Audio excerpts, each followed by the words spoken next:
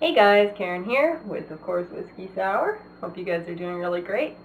I wrote a blog today called Wherever You Go To.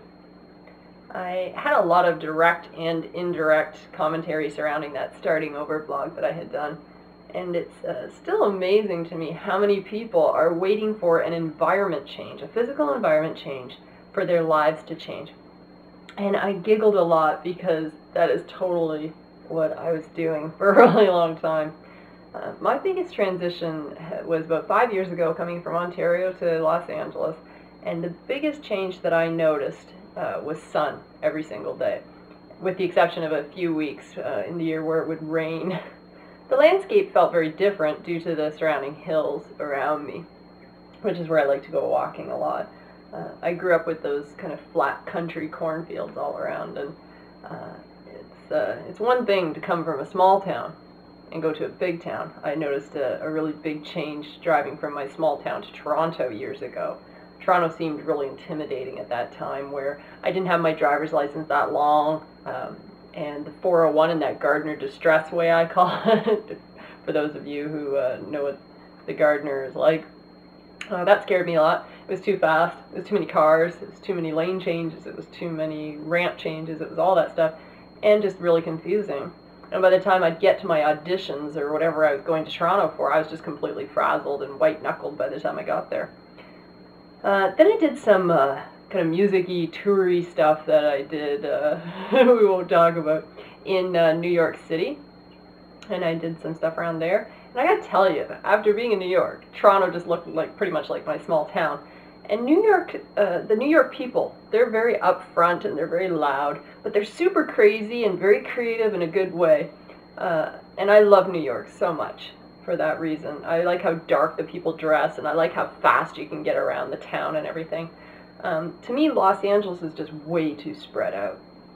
Everything, it just takes you forever to get there. You can spend most of your time driving or sitting in traffic or whatever. And I find people here, though, are probably more tolerant than anywhere else I've ever been.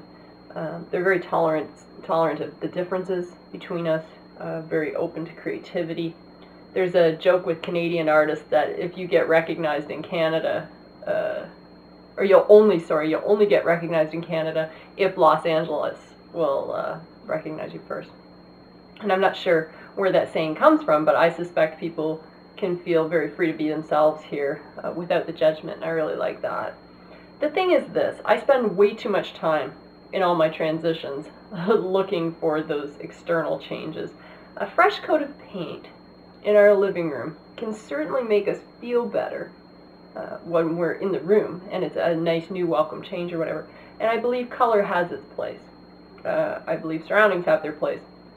I do understand the effects of sunshine and how great that can be, having gone through a depression in Canada when it was raining. It just took me a long time to realize that my depression didn't come from the rain.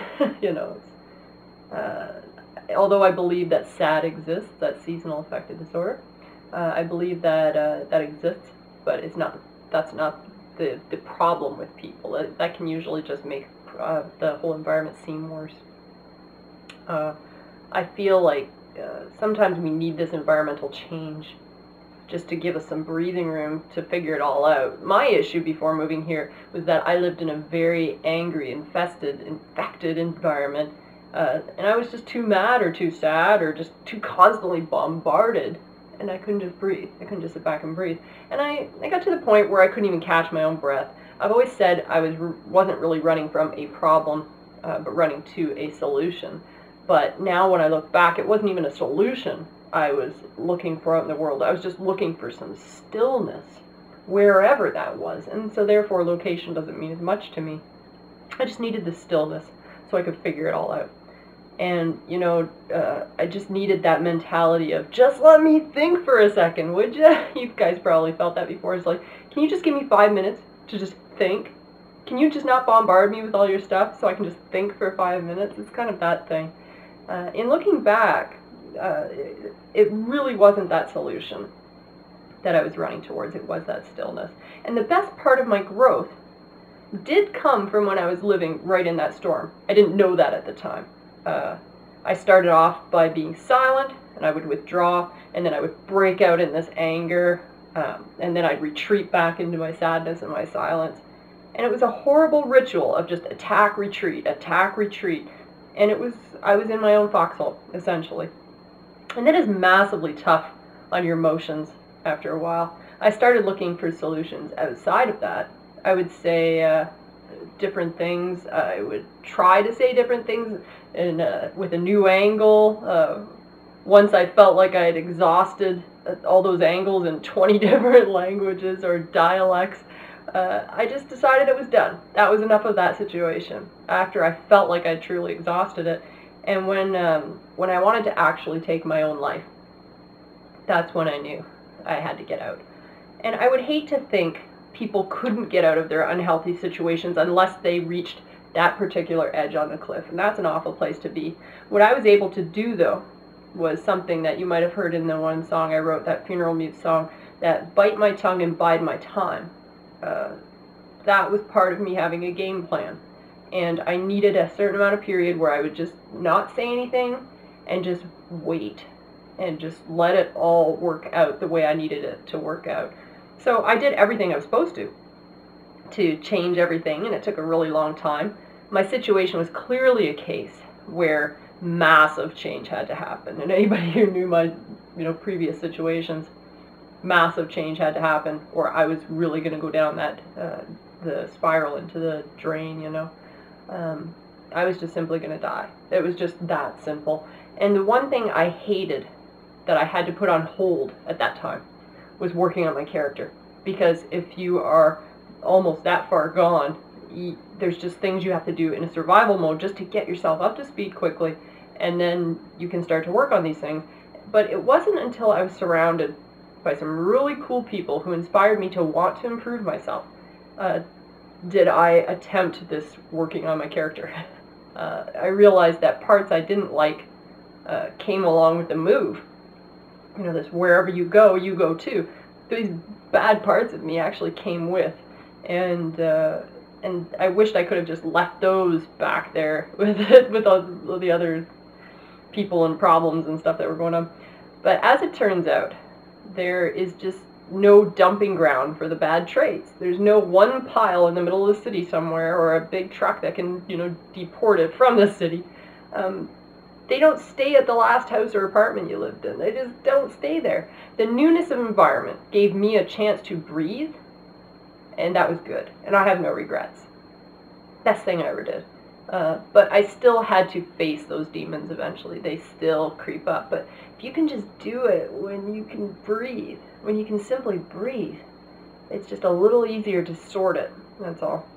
The groovy part is that I could breathe and think long and hard because I had nobody around me to clutter me up for that time period, and that was a good thing. But over the years, the parts of my character that have been shaped that are, to me, the coolest in my mind, maybe others would disagree with that, happened during volatile conflict. That's what shaped it. It's the initial shaping, and I didn't realize it till much later.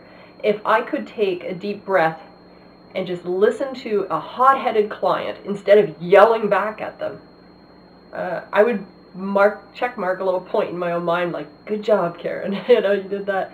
I would sometimes take a bathroom break and go look in the mirror, and I'd crack a smile and think, you just pulled a Frank. Nice one, Karen. And I've told you guys before, Frank's a guy that stays on point and never angry, which I admire about him. And I'm really, I'm most proud of myself for remaining calm, for remaining cool and collected when everyone around me is on fire. And for anyone who's in the audio field, you will know that if you push up all the faders on a console, you will not hear things better. Everything will just be louder. And some faders actually have to come down in the mix. And I find the same thing in heated discussions. When you feel things getting a little too big, it has to be brought down a little bit. And I know that there are so many people who are facing really big changes coming up here. But there is beauty in learning the calmer skills in that crazier storm. It's truly a skill that will follow you wherever you go, and those storms will come and go too. I'm very proud to say I managed to not flip the bird in New York City. That's a big point for anyone, isn't it? I signed off with a Norman Vincent Peale quote where he said, "The life of inner peace, being harmonious and without stress, is the easiest type of existence." I thought that was a really great quote. So, yeah, wherever you go too. It's like, oh, you had to come along! So I'll sign off with you guys today and check in with you tomorrow, okay? So from Whiskey Sour and me, till next time, rock on.